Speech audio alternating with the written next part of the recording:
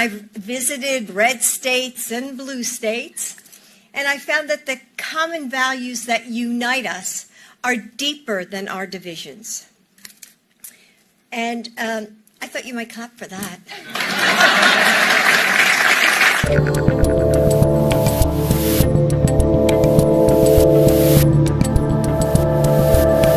I'm Dave Rubin. I thought you might clap for that. This is the Rubin Report. It's May 26, 2023. I am back in studio live. We are live streaming on Rumble, YouTube, and Locals. If you want to join us for a post-game wrap-up show today, rubinreport.locals.com. And we've only got about 45 minutes for today's show because I'll be joining Megyn Kelly on her show for the hour immediately after. And I think we have a little bit of a difference of opinion on some of this Trump-DeSantis stuff, and we're going to get into it and still respect and like each other and drink tequila next time we see each other. I should note that I am back and safe. I was in San Francisco yesterday. That place is a complete dump. I know you know it, but genuinely, you walk around that place and you do not feel safe. I actually ended up showering before I went to bed the other night because you just feel absolutely gross there. It is such a perfect living, breathing, well, I guess maybe not living because there's a lot of dead people on the streets, but like quasi-living, more zombie-like living version of why progressives should not be in power. They absolutely ruin everything. But I'll explain why I was there in just a few moments. The purpose of today's show, today's program, is to talk about the DeSantis campaign launch. Obviously, it was funny that I wasn't in studio. Of all days to not be in studio, wasn't in studio yesterday, but I really had to go to San Francisco for a good reason. Met with some guy you might have heard of. But DeSantis has announced he set record fundraising yesterday. They obviously did this thing on Twitter Spaces. We'll talk about that and the launch and all that sort of stuff. And then we're going to get into some of the Trump response on that. And look, the game is afoot. The game is afoot. I hope to do my best over the next year and a half or however long this thing goes on, however long everybody's fighting, to present all of this to you in the most honest possible way without hiding what my feelings and biases are. You know, for those of you that still do occasionally tune in to CNN or MSNBC or any of these things, these people are pretending that they don't have feelings about these things when they obviously have hyper feelings about these things. So I will try to present everything honestly as I always do, and also tell you what I think about the situation. And obviously I'm intimately involved at some level, and I'm psyched. I think this was a long time a-coming, as they say, and it is finally here. So yes, Ron DeSantis has officially announced his candidacy to be president of the United States. Here is the launch video that went up about 10 minutes before the Twitter Spaces, which we'll get to in a moment. Our border is a disaster. Crime infests our cities. The federal government makes it harder for families to make ends meet, and the president flounders. But decline is a choice, success is attainable, and freedom is worth fighting for. Righting the ship requires restoring sanity to our society, normalcy to our communities, and integrity to our institutions. Truth must be our foundation, and common sense can no longer be an uncommon virtue. In Florida, we proved that it can be done. We chose facts over fear, education over indoctrination, law and order over rioting and disorder. We held the line when freedom hung in the balance. We showed that we can and must revitalize America. We need the courage to lead and the strength to win. I'm Ron DeSantis, and I'm running for president to lead our great American comeback.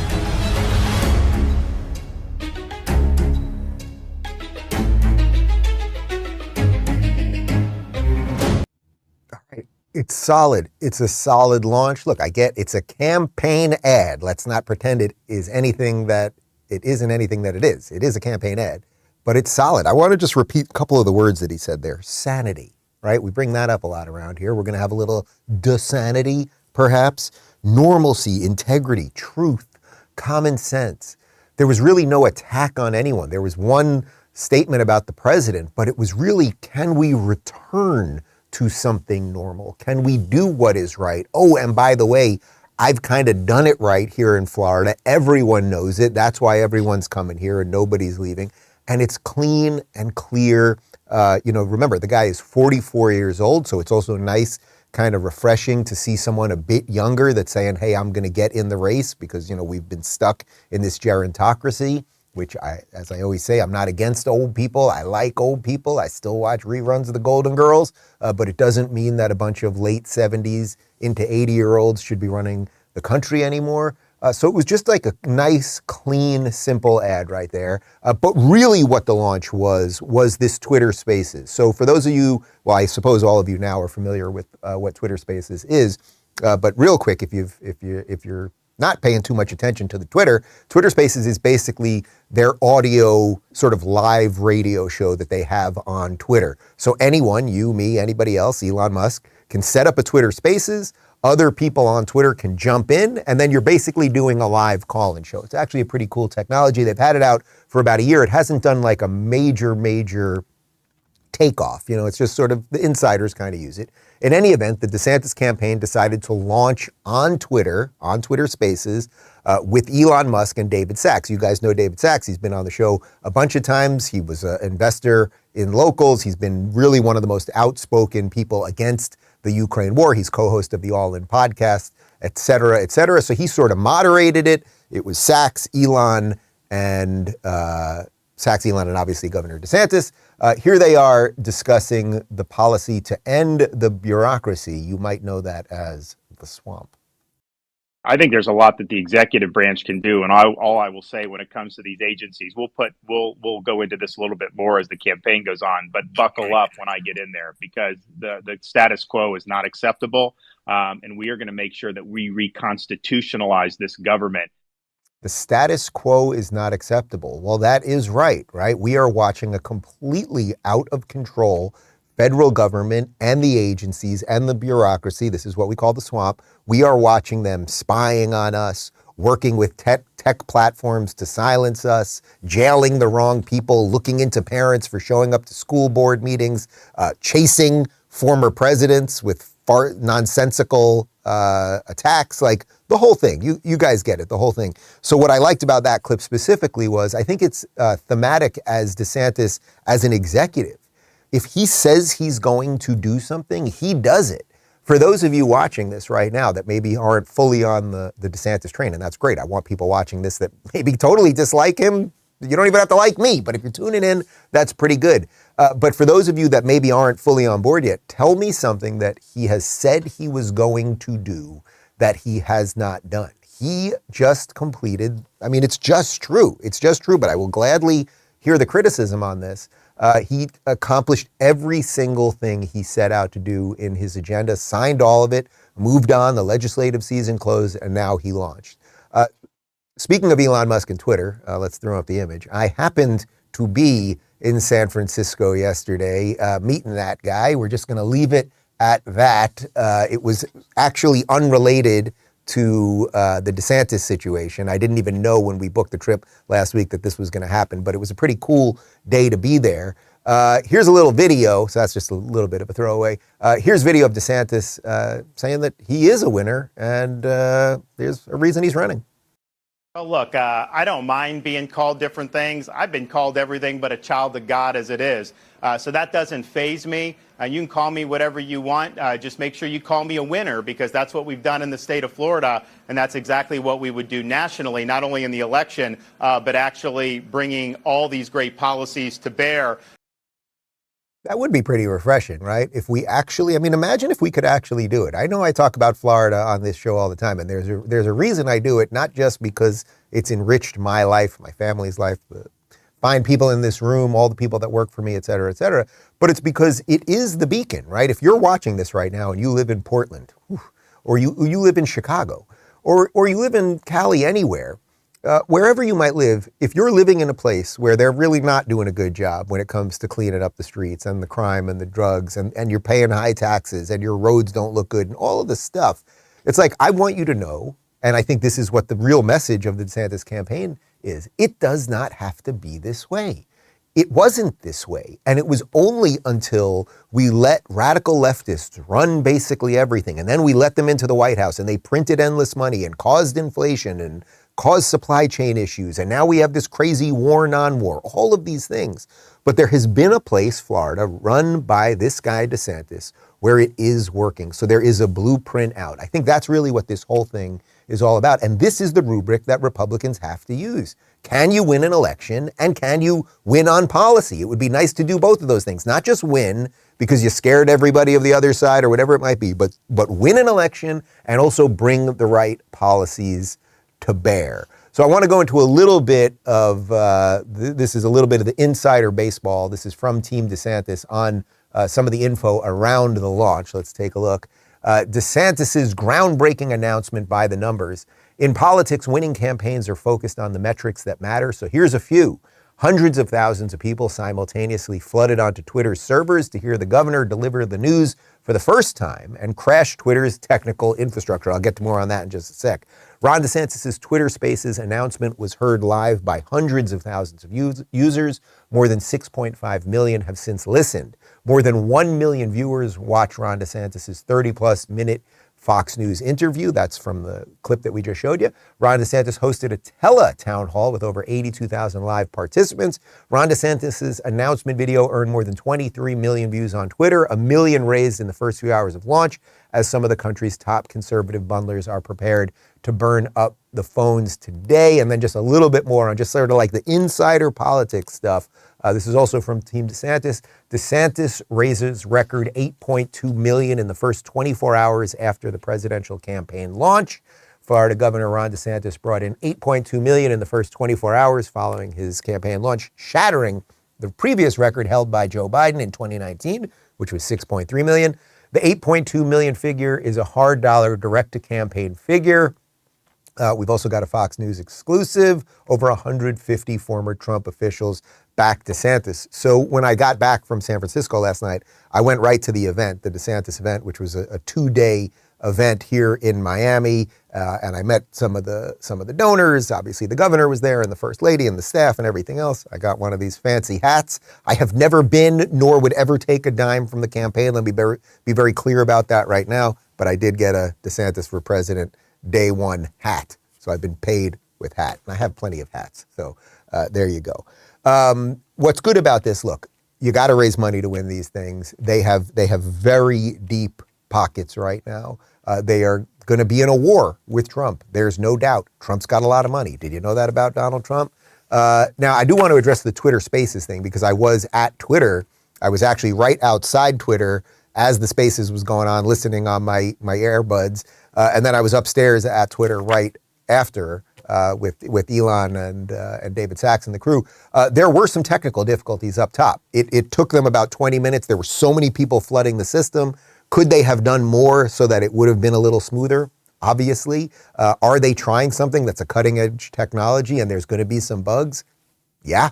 I don't think it turned out to be a big deal. The idea that they broke the internet, whether you think that's just now marketing or whatever, it's like, it's not that important. The important thing is the issues. Like that's really where I want to stay focused for the next year and a half. Who is right about the issues and who's talking about what's going on politically and culturally in a way that will get us out of this mess, right? And I think that's what we're getting from DeSantis right now. It's like a serious person, like here's what I've done and what I will do and here's why I'm going to do it, and that America, does not have to be this way and there can be this comeback and all that stuff.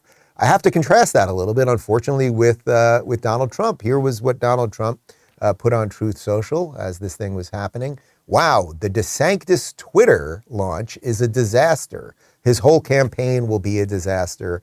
Watch. And, he uses his capitals and whatever. Okay, so that's just like the usual stuff. And it wasn't a disaster. Actually, if you listen to the content of it, and I recommend that you do, it was like they asked interesting questions, both Sachs and Elon, a bunch of people who've been on this show, Dana Lash, Chris Rufo, Jay Bhattacharya, a whole bunch of people asked interesting questions across the board. I talked to Sachs after. He 100% did not screen the questions. I was actually in there. There's a way that you can sort of signal that you want to ask a question. They didn't get to me. That's just fine. And I was going to try to ask a tough question, actually, which I'll save for my next interview with the governor. but it clearly was a success. Anywho, here is a Trump video attacking DeSantis. See if this rings right with you. Just see how you feel about it. Ron DeSantis was struggling big time in his primary race for governor of Florida. Polls revealed DeSantis was failing so bad, he was losing by a staggering 17 points. Then DeSantis was saved by the endorsement of President Trump. Trump's support was so powerful, just days after the endorsement, DeSantis took a commanding lead that propelled him to being elected governor. I'd like to thank our president for standing by me when it wasn't necessarily the smart thing to do. You're welcome, Ron. Unfortunately, instead of being grateful, DeSantis is now attacking the very man who saved his career. Isn't it time DeSantis remembers how he got to where he is? Make America great again. Build the wall. Then Mr. Trump said, "You're fired." I love that part. Truth is, there's only one person who can make America great again. I'm Donald J. Trump, and I approve this message. Okay, so I want to ask you, I'm actually not going to comment on it too much. I want to genuinely ask you, person watching this right now on the other side of the screen, like, is that stuff still working for you? Do you think that Ron DeSantis owes Donald Trump everything? He did endorse him in 2018, and there's no doubt that that endorsement helped him become governor. And then once Ron DeSantis became governor, he did the right things, especially during COVID when Trump was doing a lot of the wrong things. He did the right things and then ran this incredibly successful administration that has led him to running for president. Like, what does really, and I think about this in your own life, if someone does something good for you years ago, what do you owe them? Do you owe them everything else in the rest of your life? Do you owe them all your aspirations, all your dreams, all the things that you believe that you can do?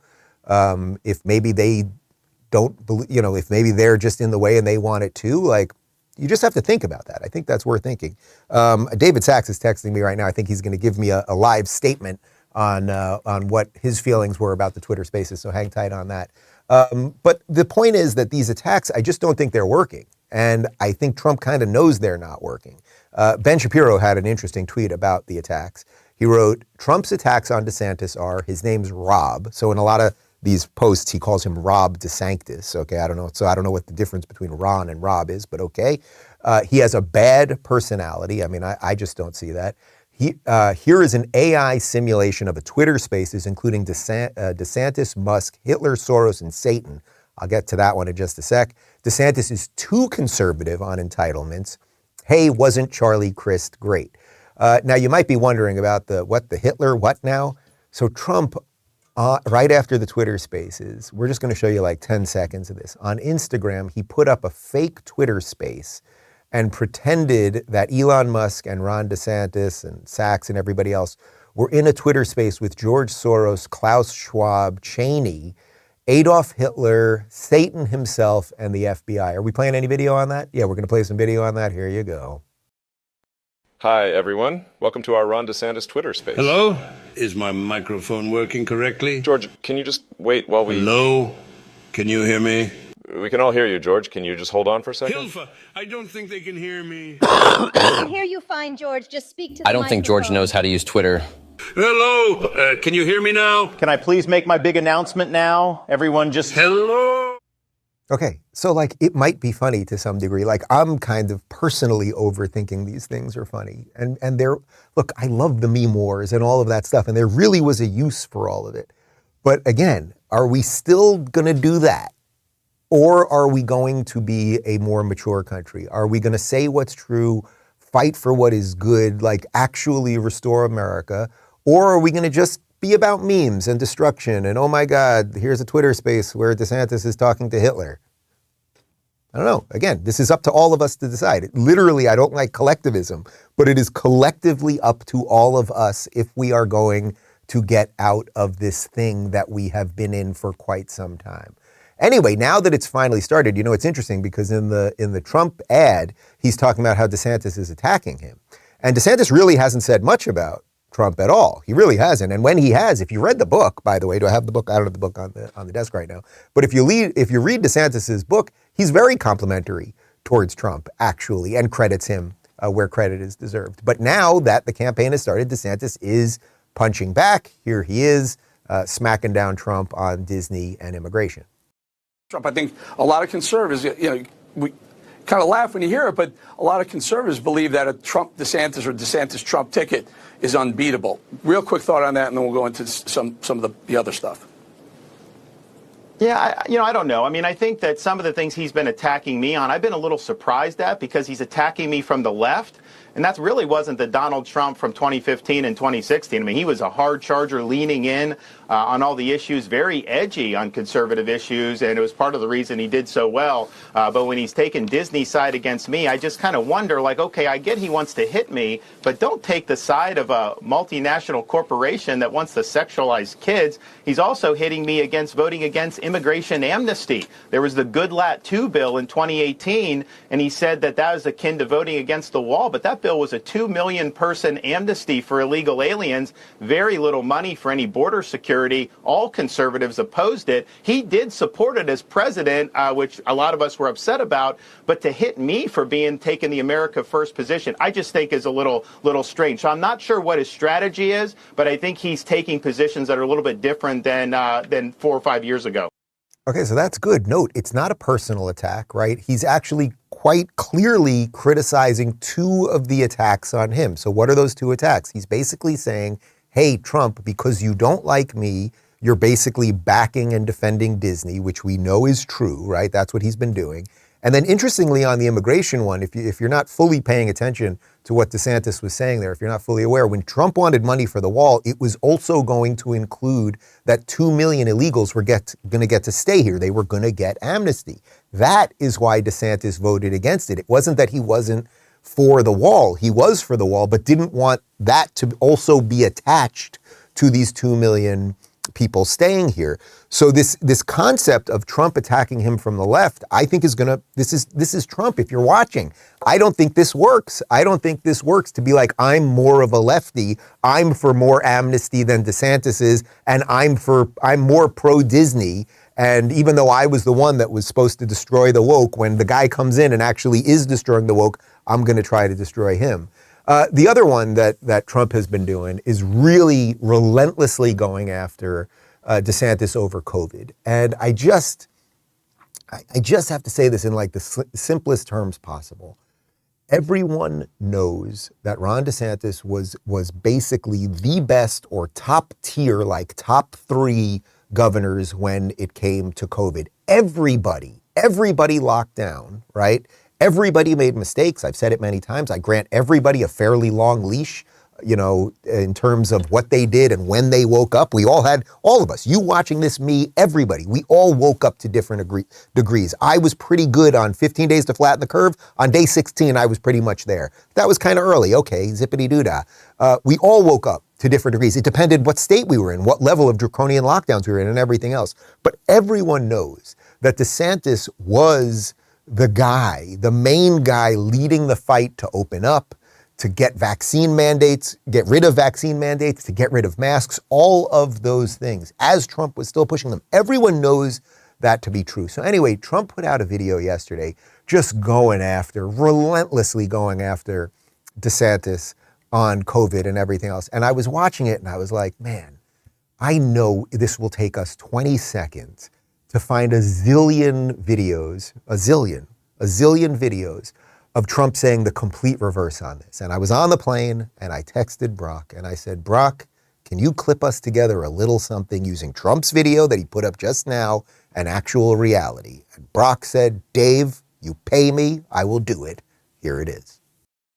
When the Ron DeSanctimonious facts come out, you will see that he's better than most Democrat governors, but very average at best compared to Republican governors who have done a fantastic job. One of the greatest governors in our country, and I know a lot of good ones, and I can tell you there's some really bad ones too, but this is a great one, Governor Ron DeSantis. How about the fact that he had the 3rd most deaths of any state having to do with the China virus or COVID? The governor's done a great job. Florida is down low now in the China virus. Even Cuomo did better. He was number 4. Governor of Florida, Ron DeSantis, who's done a spectacular job in Florida.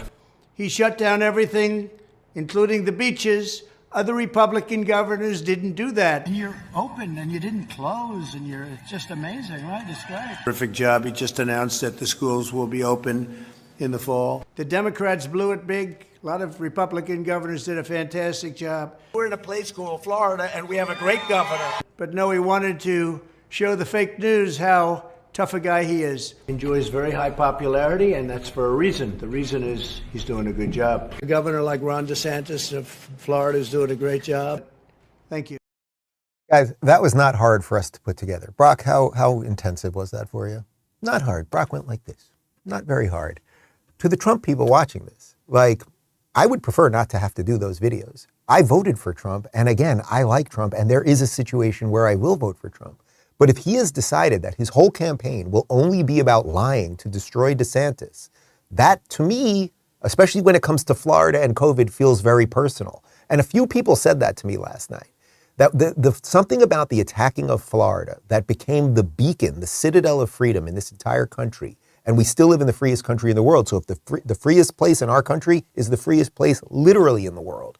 And if he wants to lie about all of that, then I have to text Brock and have Brock put these videos together. Okay, I have to. And as long as he keeps cashing the checks, he's going to do it.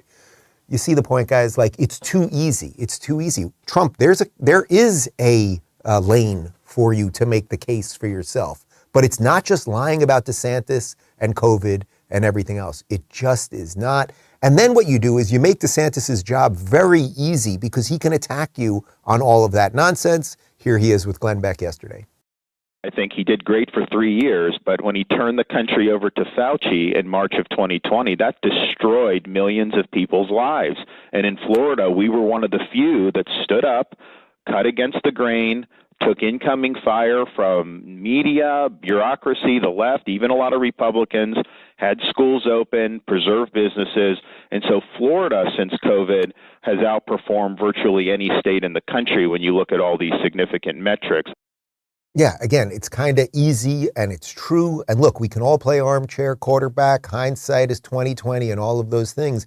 But it really is important. And this is one of the problems I think Trump's going to have with his own base. His own base is the most anti-vax. His own base is the most anti-Fauci and all that stuff. But we saw this one, and I have to show this to you because it's hard, why I always show you old clips, because we always forget everything, right? Time moves by so quickly, endless scrolling on our devices. We forget things so quickly.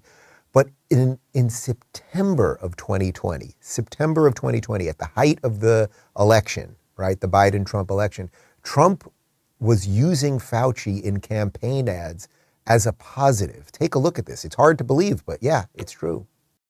The president has listened to what I have said and what the other people on the task force have said. The first and only time that I went in and said we should do mitigation strongly, the response was, yes, we'll do it. When he suggests, why don't we do this? And I say, no, that's really not a good idea from a scientific standpoint. He has never overruled me. The travel was another recommendation. When we went in and said, we probably should be doing that, and the answer was yes. When I've made recommendations, he's taken them. And then another time was we should do it with Europe, and the answer was yes. He's never countered or overridden me. And the next time we should do it with the UK, and the answer was yes. I never, in the multiple times that I've done that, where I said, for scientific reasons, we really should do this, that he hasn't said, let's do it. The first and only time that Dr. Birx and I went in and formally made a recommendation to the president to actually have a, quote, shutdown. The president listened to the recommendation and went to the mitigation.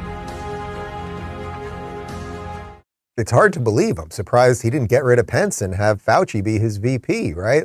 It is hard to believe. And again, I am not doing that to be heavy-handed, right? I am admitting that hindsight is 2020. But if you're watching this and you're the hardcore Trump guy and you hate Fauci, why didn't Trump figure that out, right? And I guess we all have what limited knowledge we have, but to be reelected, he was still pushing Fauci. He was still pushing his pride in Operation Warp Speed. And we now know that the vaccines were basically a net negative, right? I think that's probably, I'm being soft when I say that. And we do have to accept that while guys like Ron DeSantis and Kirsty Noem up in South Dakota and a whole bunch of other Republican governors were trying to open up. Kemp in Georgia, who was fighting Trump. Trump was trying to lock him down as he was trying to open up. Trump was still bragging and very proud that he was shutting the country down. We did the right thing. We closed the country down. I could have kept it open.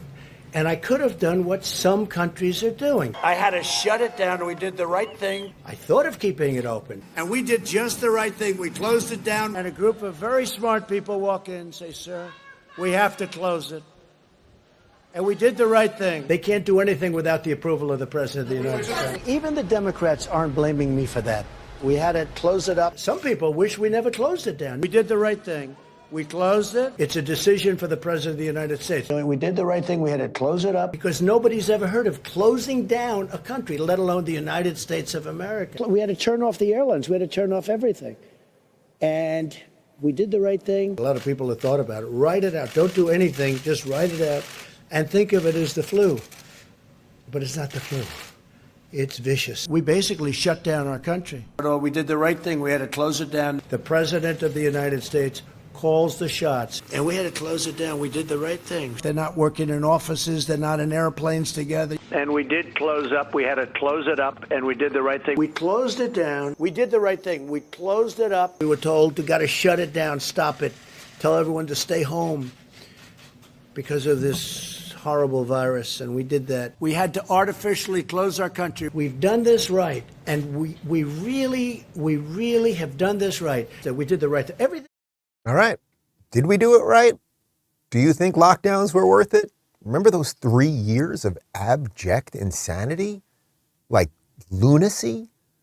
He's very proud of it. I think actually all he would have to do, and he could still do it, he could do it even today. Donnie, if some of your guys are watching the show, I got a hint for you. What if you came out there today and say, boy, I did make a mistake on that. I really did make a mistake on that. And actually, even with Warp Speed, I was listening to the wrong people. But he doesn't, right? He very rarely has the mea culpa.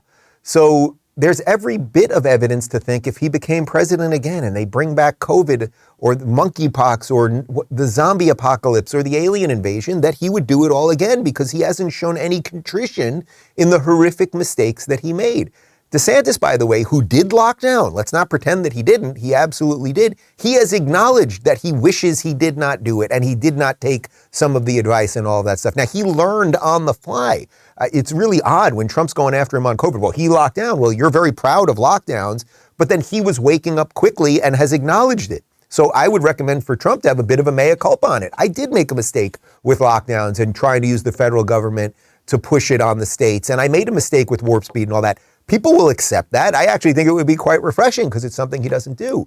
But something he is doing is siding with Democrats now, which is very bizarre. Here he is praising evil lizard person Gavin Newsom and Cuomo, who's gone, but whatever. You look at what's going on in California, where they're doing a fantastic job. They really are. The governor's doing great.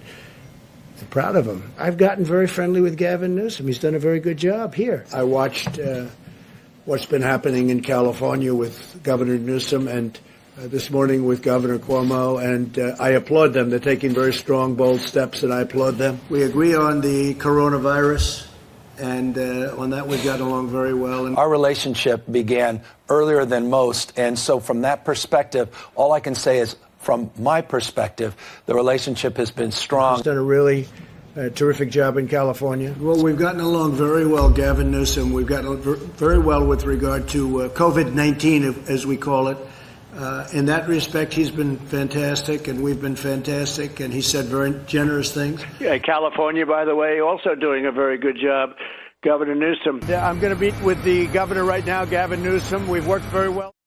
All right, again, these are just reality things. I promise you over the next year and a half, I'm not going to bludgeon you with all of this. But I hope that by exposing a certain degree of it, I hope that the Trump campaign will move on from these ridiculous attacks because they don't work. And again, you're operating in a situation where your base, which was the most against lockdowns, which was the most against vaccines and certainly against mandates, you're operating in a situation where you're at loggerheads with them. You may remember this one. I mean, this one is in May of 22, so this is a year ago. This is a year ago, right? Post-COVID. And Trump is still praising the vaccines. Here he is praising vaccine manufacturer CEO, the Johnson & Johnson CEO. Take a look. Also with us are some friends of mine. They wanted to say, I said, don't come tonight. Let's go another time. It's pouring. Woody Johnson, a great gentleman. You ever hear of Johnson & Johnson? He owns the place. I tell you what, this guy's got cash like nobody's got cash. Johnson & Johnson, his incredible wife, Suzanne. This guy's got cash like nobody's got cash. Yeah, because pharmaceutical companies have giant government contracts to force people to get needles in their arms for vaccines that largely don't work. Now, I will acknowledge that the Johnson & Johnson vaccine was definitely, from what we can tell so far, not as problematic, as the kids say, as the mRNA vaccines that came out from Moderna and Pfizer. But nonetheless, this is a year ago this month. He's still praising Johnson & Johnson for COVID vaccines to his own audience that hates it. That's fairly wild. But there's another thing. There's another thing related to all of this. You remember the Summer of Love, right? When the Democrats, in honor of diversity and inclusion and peacefulness, even though we were supposed to be locked down, they said, yes, despite lockdowns, you can take your mask off and rampage cities and destroy Targets and Pep Boys because George Floyd has been killed. Check out this ad. This is a Trump ad that he put out regarding George Floyd. Just sense, now that time has passed, how out of touch this was and is. I understand the pain that people are feeling. The death of George Floyd on the streets of Minneapolis was a grave tragedy. It should never have happened. It has filled Americans all over the country with horror, anger, and grief. We support the right of peaceful protesters, and we hear their pleas.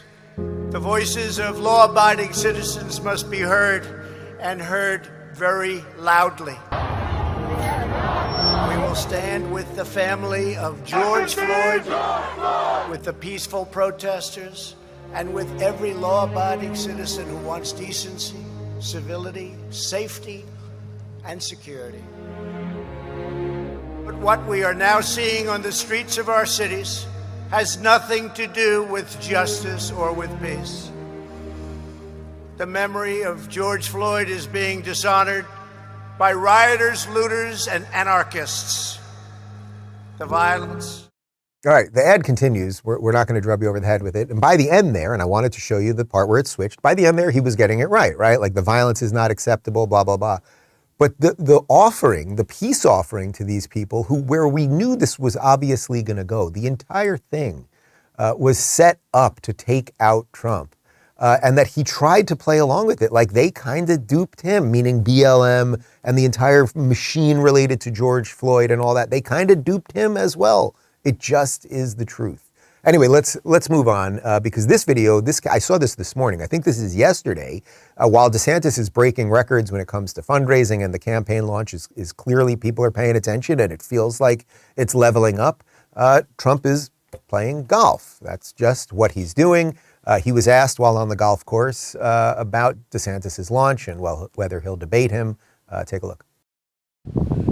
If you were on a debate stage with Ron DeSantis, what would you say to him? What would be your interactions with him? Well, I watched him with Charlie Crist, and he got very badly beaten with Charlie Crist. And Adam Putnam beat him. I don't know, but they say he's not a very good debater, but maybe he is. I don't know. We'll find out. Maybe we'll find out. Because unless it gets close, why would anybody debate? I believe that's what Trump would call low energy. The idea that Charlie Crist beat DeSantis in that debate is completely ludicrous. I actually agree. DeSantis' strong suit is not necessarily debating, it's governing.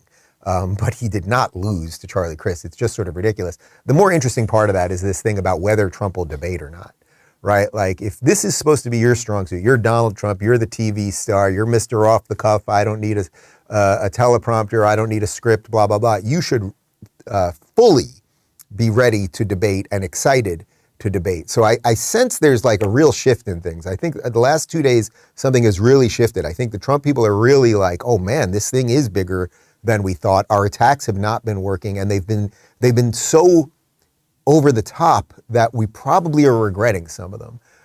all of that being said, the mainstream media really does want Trump, and that is very, very obvious, right? Trump feeds the mainstream media. He tells you CNN is fake news, and then he does a town hall with CNN. He tells you it's the failing New York Times, and then he gives Maggie Haberman endless access. And they love it because what does it do? It gets them ratings, and when they get ratings and views, they get money. So this is really wild. I saw this video on Twitter. Trump was mentioned yesterday on CNN from what were the timestamps on this? From like within an 8-hour span, something like that. What is it? 9 a.m. to 6 p.m. From 9 a.m. to 6 p.m. You know how many times they said the name Trump? 399 times. Here's just a little snippet. Hello and welcome to Inside Politics. Let's start with Donald Trump. Donald Trump. Now, of course, Donald Trump. Trump. Donald Trump. Trump appointed Donald Trump. Well, that's interesting because Trump. President Trump. Donald Trump. Donald Trump. Trump has been president. President Trump. Caylin, where are we right now in this sentencing proceeding? Donald Trump. Trump. We have a Donald Trump. Donald Trump when it comes to Donald Trump. Trump. And Donald Trump. Missing from that is Donald Trump. You know, Trump focus on Donald Trump, Trumpism, Trump, a lot of Trumps. All right, so 399 times. And you might go, well, why are they doing that? I thought they hate Trump. I think I just laid it out and you get it. They want Trump for a couple of reasons. It's not just for the clicks and the views, but I firmly believe that they believe Trump is the more beatable candidate, and DeSantis is refusing to play ball with them. Here is a journalist by the name of Jennifer Palmieri on MSNBC saying that Trump is more electable than DeSantis. Do you think she might want to push that notion so that Trump gets nominated and then loses? Do you think? Are you a wizard? Take a look. Definitely no touch. There's no calibration with the guy. And it's like he started off, he could have just been an effective governor of Florida and be doing well with the Republican voters that want to move on from Trump. But instead, he just double, triple, quadrupled down on a very mean-spirited, pretty nasty MAGA agenda that I don't think, 6-week abortion ban? What are you doing? I'm not sure. I think I could argue Donald Trump is more electable than Ron DeSantis when you support a 6-week abortion ban. And his whole thing is supposed to be he's the electable one. I mean, that alone, but then the totality of the nastiness of that MAGA agenda, marginalizing kids, putting migrants. Sure, the border is a national problem and all of us should. All of us agree. All of us should, partake in dealing with that. You see, guys, they can't even hide it. They're saying the quiet part out loud. First off, this idea that DeSantis is somehow nasty. It's just so ridiculous. And that somehow he's the one going after kids. He's the one stopping these butchers from chopping the genitals off kids. I would say that's fairly pro-kid. Now, she might be right, because I try to give the devil his due. She might be right that the 6-week abortion ban might hurt DeSantis in the general. It might. I think it helps him in the primaries because he's, right? Like the base wants less abortion, so that might work then. In the general, it might not work. Just look at the midterms last November. But they're telling you the thing that they usually wouldn't be telling you, which is we want Trump. So DeSantis is nasty. DeSantis is going after kids. DeSantis is the really anti-abortion whack job and all of that stuff. But the only reason they're saying it is because they know Trump is more beatable. And here is a clip of noted racist Joy Reid on the televised mental institution known as MSNBC calling Elon Musk and Ron DeSantis fascists and authoritarians. What? For Elon this time. This is the person DeSantis most identifies with these days. They share an ideology that seems libertarian on the surface, meaning certain people, basically people who look like Elon Musk and Ron DeSantis, get the freedom to do or say whatever I want, whenever I want, no matter how racist, cruel, or offensive. No censorship, no masks, my body, my choice. But for you, it's pure authoritarianism. Wokeism is dangerous. Fascism, though, free speech. She's really just a terrible person. I don't know how you analyze this with more thought put into it than that. She's a liar and she's actually a racist and all that stuff. Elon Musk, for his entire life, he was I actually mentioned this to him in the meeting that we had. I said something about how you were a lefty most of your life, and he responds, he's like, that's what everyone thinks. He's like, actually, I was just kind of apolitical. my entire life. But by default, factory setting default, he was voting for Democrats his entire life. So he's not a fascist or an authoritarian or anything else. And if you're paying attention to what he's done on Twitter, all he's done is take away censorship. You know how many people say horrible things about him all day, horrible things about me, horrible things about DeSantis, blah, blah, blah. Yeah, okay, fine. It is what it is. You can block them, or you don't even have to open the app. It's really wild. So why is the corporate press and Trump going after DeSantis? Well, it's obvious. It's obvious that he is the real threat. Here's a little video of DeSantis and Elon, because I think this is a nice way to cap the show on what this perhaps is all about.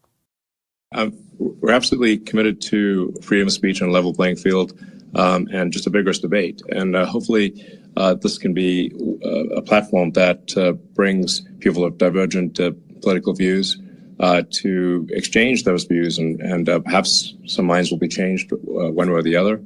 And but it's just incredibly important, as you highlight, that the First Amendment is irrelevant if all the media and the government are operating in lockstep. It makes the most important amendment, the one that was most urgently added to the Constitution, moot if you cannot have free and open debate. So Twitter was indeed expensive, but free speech is priceless. Great line, right? Just absolutely great line. So you have to decide for yourself, is Joy Reid right when she calls them fascists and authoritarians? Or when you listen to the guys themselves, how thoughtful and decent Elon comes across as he's defending free speech and bought a company that is purging money left and right and has a litany of problems that he's publicly talking about. He bought it for $44 billion because he believes in a plurality of voices and free speech and everything else. And then somehow that same guy sees something in Ron DeSantis that he wants to amplify. And you have to figure out for yourself, do you think that is good, or do you think that's fascist and authoritarian? By the way, and then I just got one other thing for you. Well, you know what? Let's just get into the David Sachs text. So David Sachs was watching. He texted me. He had something that he wanted me to share. I'm reading this on the fly. I have not read it before. From David Sachs. He said, here are my observations about the last 2 days. 1, the DeSantis space is up to 9.7 million listeners, 3.9 million listeners directly in the space, plus another 5.8 in Mario Nawafal's space, which played my space in its entirety and then commented on it. So it was basically another space that just took it and sort of repurposed it. 2, New York Times refused to accurately report the numbers even after I provided them. I think they hate DeSantis more than Trump. I know they hate Trump too, but I think they know that Trump gives them more to work with than DeSantis. Hence, they're weirdly in the tank for Trump for the moment. 3, Trump has lots of attacks on DeSantis, but unlike the mainstream media, he has not attacked him for doing the Twitter space. This is a man who understands ratings. 4, Benny Johnson reported that Trump feels compelled to make a return to Twitter after the DeSantis event.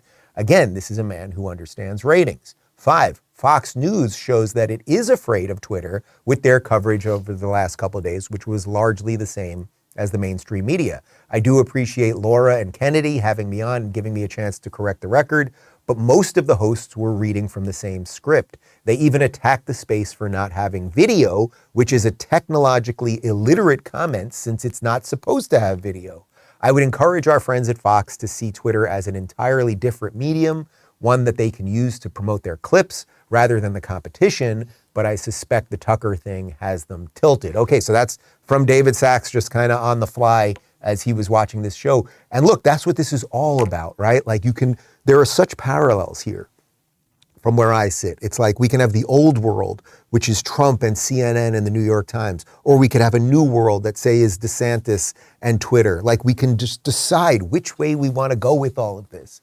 But it feels like it's being born. There is a chance now, guys, and we just got to keep a pushing. Did I say anything funny on today's show? Well, I guess I said the thing about paying your checks, and frankly, I'm not going to sign it this week, and we'll see what happens. All right, we got a super quick post-game show because then I'm joining Megyn Kelly on her show in just a sec. So RubinReport.locals.com. Part 2 of my interview with Sean Spicer is up across platforms. Full thing's already on Locals. Quick cold close for you, and we'll see everybody else tomorrow. All the homeless poop in the streets decay. I went for a walk. And stepped in feces on the way. I really need your vote. So I can ruin your day. California's leaving on such a snowy day.